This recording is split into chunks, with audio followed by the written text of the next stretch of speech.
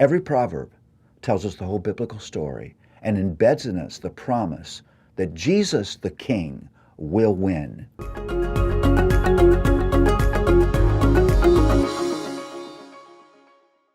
I love Proverbs. Uh, I've lived in Proverbs. When our kids were at home, we would go through Proverbs and we would have them memorize one verse from each chapter. But I have to admit, I don't think I understood the Proverbs for a long time. I didn't understand what this was about. I want to subtitle the Proverbs "The Rescue." And the reason I'm doing that is sin reduces all of us to fools. A fool has the world inside out and upside down.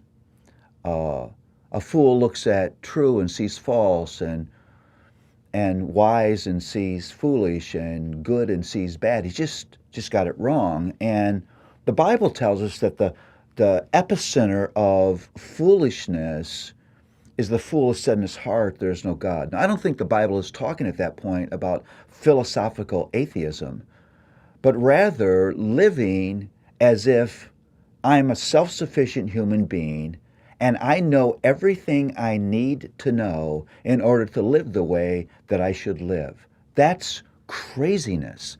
That's insanity. And so the Proverbs is designed, be prepared to be humbled, to rescue you from you. Because the greatest danger in your life is not outside of you. The greatest danger in your life is inside of you. It's the foolishness of sin. And as long as sin remains inside of us, there will be artifacts of that foolishness. It's humbling to understand that I need daily, moment by moment, to be rescued from me. And the Proverbs is all about that rescue. How God in His grace pours down His wisdom. Wisdom we could never know on our own. Wisdom we could never achieve or earn, only because He's a God of grace. Now, there's two things that I think are important about the gospel in Proverbs. First, we understand that the Proverbs are about Jesus. You say, well, how could that be? Well, because the New Testament lets us know that wisdom is not an outline. Wisdom is not a concept. Wisdom is a person. And His name is Jesus.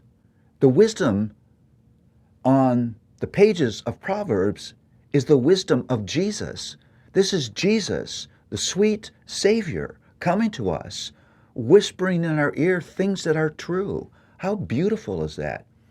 But there's something else to realize about the Proverbs. This is where I think you unlock the Proverbs.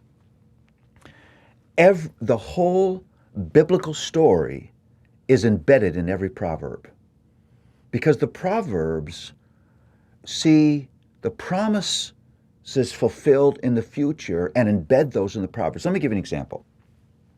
There's a proverb that says, "A soft answer turns away wrath."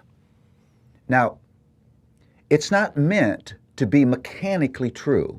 It's not true that every time you respond softly to someone, they're going to cease being angry in a miracle, because that's not exactly what the Proverbs teach.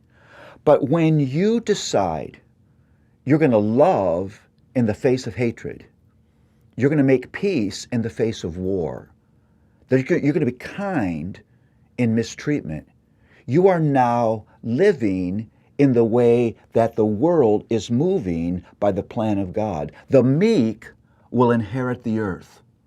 Ultimately, the people who live God's way will win. That's the Proverbs. How about marching the way wisdom is marching?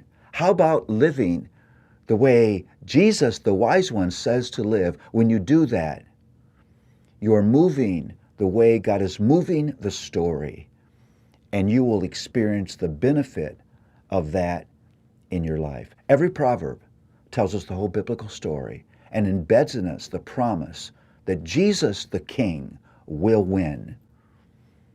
What a beautiful thought that is. Run to the rescue of the Proverbs. We all need that because there's foolishness inside of us.